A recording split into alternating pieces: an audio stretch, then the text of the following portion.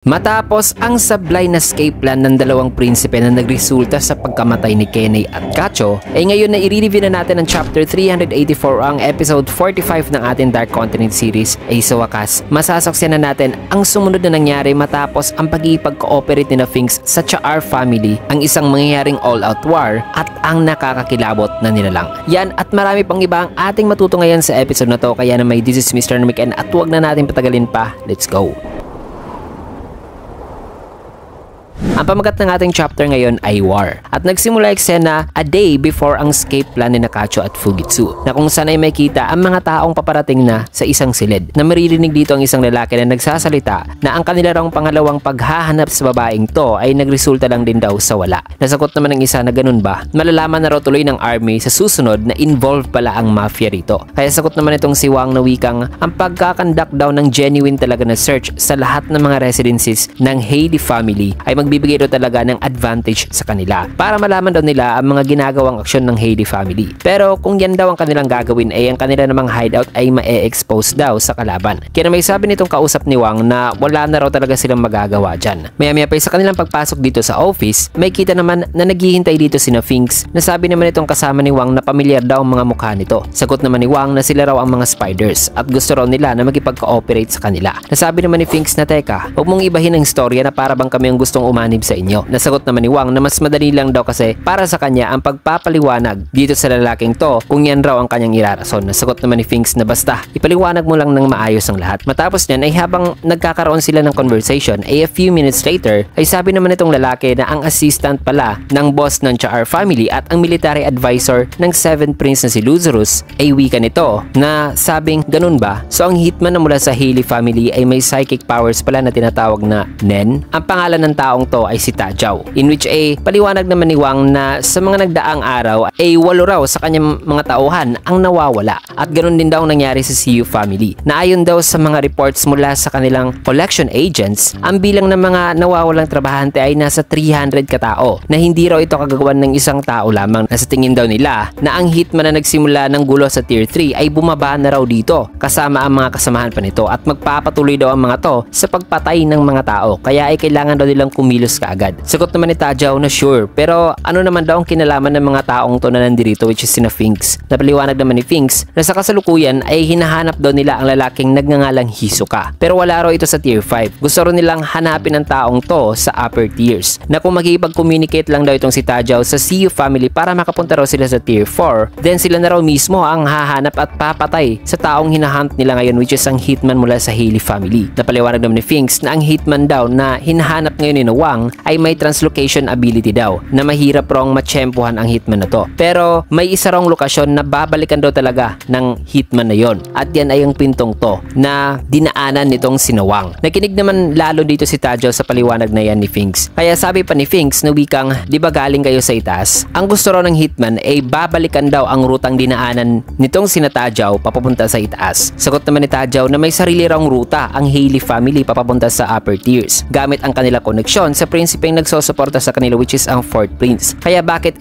mag-aabala pa raw ang hitman na to sa pagdaan sa kanilang ruta papapunta sa upper tier. Nasagot naman ni Finks na wala raw nakakaalam pero may balak daw siguro ang hitman na posibleng patayin ang boss ng Char family. Mga salitang nagpatuon naman ng pansin dito kina Tajao. Kaya nagsalita naman si Wang na sabing posibleng mas naging maingat raw ngayon si Cherednik sa presensya ng bagong boss ng Haley family na si Morena. Kaya dapat daw nilang ikumpirma ngayon mula sa kanilang boss na si Broccoli kung nasa tier 1 ba raw talaga si Morena. Nasagot naman ni Tajao na ang current location daw ngayon ni Morena ay magpapabago raw talaga sa sitwasyon na to depende kung nasa nito ngayon. Kasi kung wala raw ito sa tier 1 then hindi raw makakapunta sa itaas sina Finks. Natanong naman ni Finks na ano ba raw ibig sabihin nitong si Tajao ngayon. Kaya sagot naman ni Tajao na magkakaroon daw kasi ng all-out war kung wala sa tier 1 si Morena. Isang all-out war na hindi raw talaga hihinto hanggat sa hindi talaga nadudurog completely ang isang isang kalaban o ang isang side. Mga salitang nagpakuha naman sa atensyon ni na Finks. Kaya paliwanag dito ni Wang na ang Kakin Mafia ay may code of conduct raw na kung ang isa rong miyembro mula sa isang mafia family ay gustong pumatay sa isang miyembro na mula naman sa iba pang mafia family, ay kinakailangan daw muna ng miyembrong gustong pumatay na kausapin muna ang boss nito in advance upang ang boss naman nito ay makikipag-initiate ng meeting o pag-uusap sa boss ng mafia family na gustong patayin ng kanyang underling mga kaibigan. Natanong naman ni na Finks na hindi raw nila nakukuha ang sinasabi ngayon ni Wang. Kung kaya't dito na ipinakita ang senaryo mga kaibigan patungkol sa code of conduct na nabanggit ni Wang. Na for example, itong member A na mula sa certain mafia family ay gustong patayin itong miyembro din ng ibang mafia family, bago raw nito patayin ang miyembro na yan ay kailangan rin itong kumuha muna ng permiso sa kanyang boss. At ang boss naman ito, which is ang boss A sa senaryo na ito mga kaibigan, ay pumayag naman na sabing sige. Kasi kakausapin lang daw niya ang boss ng miyembro ng mafia family na gustong patayin ito. Kung kaya't sa next scenario mga kaibigan ay makikita na pinatay na ng member A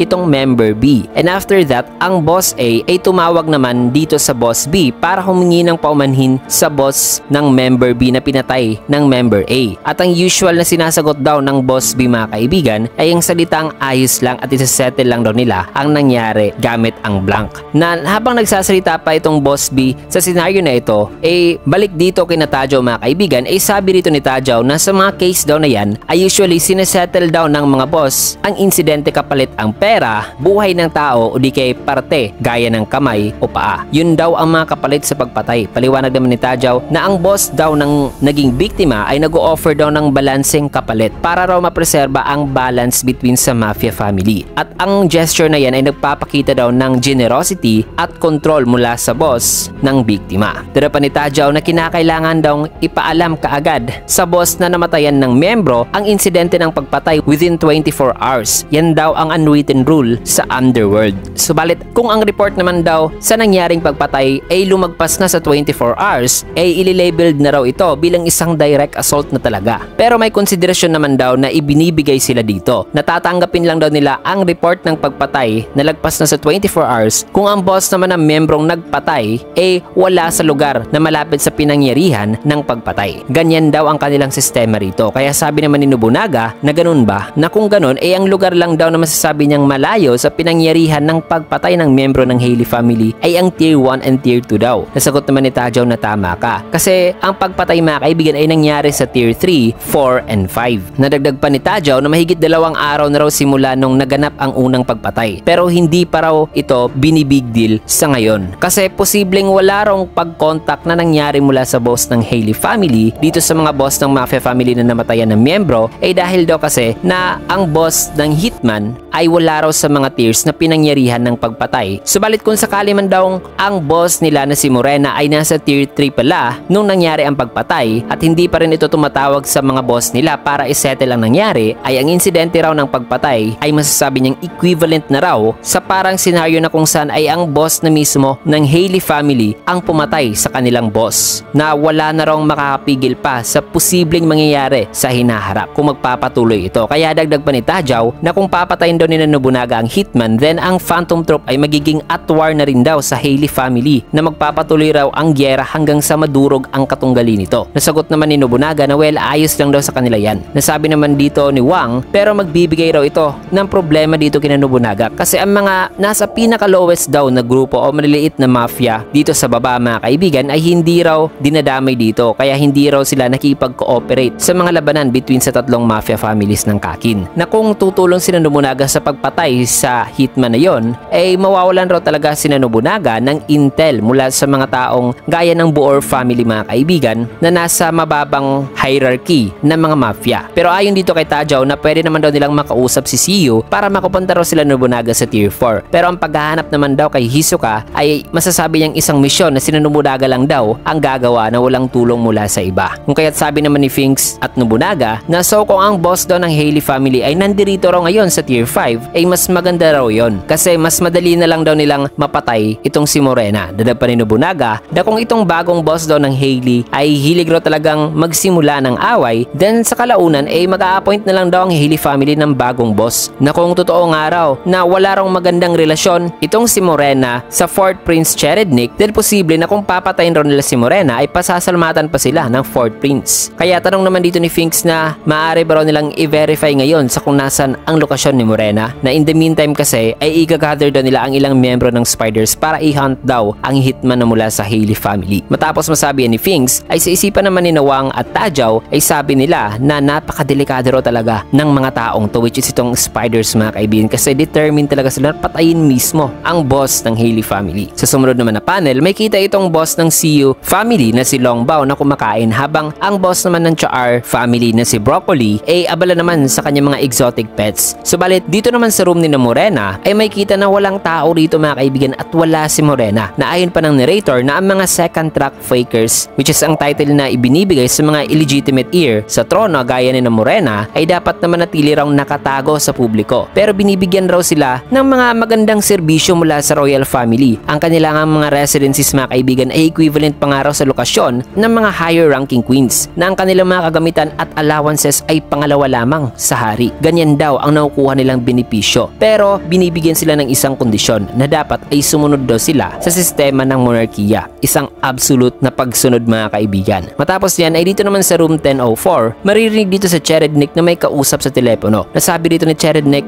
na oo, wala raw sa VVIP area si Morena, na posible raw nasa lower tiers na raw itong si Morena sa simula pa ng kanilang paglalayag, na nag-camouflage daw ito sa tulong ng mga butler. Kaya wala raw sa kanyang isipan ang tungkol sa mga pinaggagawa ni Morena, kaya sinabihan ni Cherednik ang kanyang kausap ngayon na oo naman daw na gawin daw nito ang kanyang gustong gawin, kasi may gagawin din daw siya tungkol sa problemang yan kung sakali mang may free time na raw siya, ayon dito kay Cherednik. May kita naman dito mga kaibigan ang aura ng prinsipe, habang may kita na minamap naman ngayon mga kaibigan ang laman ng tao, na kasalukuyang nililinis dito mga kaibigan ang durog na laman ng tao nitong mga guards ni Cherednik. Nasabi pa rito ni Cherednik na dapat ay utusan daw ng mga to ang sundalo na nasa lower tiers na hanapin na si Morena. Sabay bumalik na sa pag-iensayo si Cherednik mga kaibigan, na habang nakafocus dyan si Cherednik ay meron naman siyang naramdaman dito, habang si Theta ay patuloy na nag-oobserba sa kanya. May kita naman na tila ba'y dumidilim mga kaibigan ang sa bandang likuran ng prinsipe, at may kita rito mga kaibigan na parang nafo-form. Nasabi naman ngayon ng kinikilabutan na si Theta na wikang grabe, nakakatakot ang aura niya. Isang specialist daw na Nenbeast ang nakonjured ng prinsipe nang wala sa intensyon nito, na hindi raw talaga niya na-i-imagine kung ano raw kaya ang ability na pinoposes ng panibagong Nenbeast na ito. Nadagdag pa ni Theta na bukod daw kasi sa Guardian Spirit Beast na nabuo mula sa ritual na Seed Urn Ceremony, ay may isa pa raw nilalang na nabuo ni Cherednik na tinawag ngayon ni Theta na isang alter ego daw ng prinsipe, na nabuo raw mula sa instinct lamang nito. Kaya sabi pa rito sa isipan ni Theta na kung patuloy pa raw siya na maghihintay ng opportunity ay posibleng magiging huli na raw ang lahat. Sabay may kita rito ang Guardian Spirit Beast ni Cherednik na nakabantay dito kay Theta, habang may kita rin ang isa pang panibagong Nenbeast na nasa likuran naman ng prinsipe. Pumulakpak naman dito si Theta na sabing magaling po. Ang nararamdaman daw nitong si Cherednik kanina ay isa rong senyales na magpuproceed na daw sila sa next stage ng application ng basics of Nen at ang kombinasyon daw ng tatlong exercises ng Nen. Napangiting sagot naman ni Cherednik na sa wakas. Kaya nagsalita naman dito si Theta sa prinsipe na sabing sa totoo lang daw ay namangharaw talaga siya dito sa prinsipe, kasi wala pa raw siyang nakitang tao na napakabilis daw natututo sa mga fields na ito, na sa sobrang bilis siya na lang daw talaga ang nagdesisyon na mag-slow down na lang muna sila. Kaya ay sagot naman ng prinsipe na ganun daw talaga ang nararamdaman ng mga taong kaharap ng isang tunay na henyo, na na-appreciate daw niya ang komento ni Theta na yan. Kaya ay sabi rito ni Theta na alam na raw niya kung ano ang kanilang susunod na gagawin ngayon, na hindi na raw sila mag-aaksaya pa ng panahon para i-unlock daw ang potensyal ng prinsipe. Paliwanag pa niya na ang 4 exercises daw ng Nen ay ang Ten, Zetsu, Ren at Hatsu, na nakapag-practice naman daw itong prinsipe ng Ten at Ren sa napaka-high level na kailangan daw ng prinsipe na mag-ensayo pa raw palagi ng Ten at Ren araw-araw para mapa-increase daw nito ang kapangyarihan ng kanyang Hatsu. Pero ang susi raw talaga sa pag-master sa pinaka-technical na aspeto ng Nen ay ang paggamit daw ng Zetsu. Natanong naman ni Cherednik na ang Zetsu ang pagsarado sa iyong aura. Nasagot naman ni Theta na opo, na hindi raw talaga siya nag-e-exaggerate dito mga kaibigan, pero ang pag-master daw kasi ng Zetsu ay pag-master na rin daw ng Nen. Kaya ang una rin nitong gagawin ngayon ay isarado daw ang sections na kung saan lumalabas ang aura nito, at pagkatapos niyan ay completely shutdown na raw ng prinsipe ang aura sa buong katawan nito, at i-maintain daw ang ganitong state in more than 1 hour. At once na magawa na raw ito ng prinsipe ay dadagdagan pa raw nila ang kanilang papapractice sa field na ito. Kaya sabi naman dito ng prinsipe na ganun ba? So una ay i-imagine raw muna niya sa kanyang isipan ang kanyang gagawin. Maya-maya pa habang sinimulan na ni na Cherednik ang pag-activate ng Zetsu, ay dito naman mas tinitigan ng Guardian Spirit Beast itong si Theta. Kaya ay sabi naman ni Theta sa kanyang isipan na wag daw mag-interfere itong Nen Beast kasi ang training na ito ay kinakailangan daw talaga para matutunan ang Nen. At wala raw siyang sinasabing kasinungalingan dito. Kaya ay dapat na umalis daw sa kanyang harapan itong Nen Beast na to. Kung kaya't matapos niyan ay umalis na nga sa kanyang harapan ang Nen Beast habang may kita rito si Cherednik na nag-i-image training na mga kaibigan at nainangat na niya ang kanyang dalawang kamay. Sabay sabi rito ni Theta na magaling. Ganyan po. May kita naman na unti-unti na ring nawawala ang aura ng prinsipe. Nasabi naman rito ni Theta na sige, ganyan po. Habang sa kanyang isipan ay wika pa niya na sa ngayon ay pwede pa raw talaga siyang magpakasincere sa kanyang kagustuhan sa progress ng prinsipe kasi bukas kung kailangan na raw niya ay magagawa na raw niya ang kanyang pakay talaga mga kaibigan o ang kanyang tunay na plano. So nagsimula na ang huling training ni Cherednik para masagawa ni Theta ang kanyang tunay na plano mga kaibigan o misyon. Kaya na may sa susunod ay masasaksiyan na natin ang napakatinding eksena na punong-puno ng nakakakaba, nakakamangha at nakakakilabot na chapter. Kasi dito man natin tatapusin ang video sa last panel na ito. Kaya na may kung nagustuhan yung video ay kanigat a like, comment, subscribe at follow na rin sa bagong FB page natin na Mr. Anime Ken Official para sa mga ganitong klase ng videos and updates sa labas ng channel natin. Ayan, maraming salamat and see you guys again on my next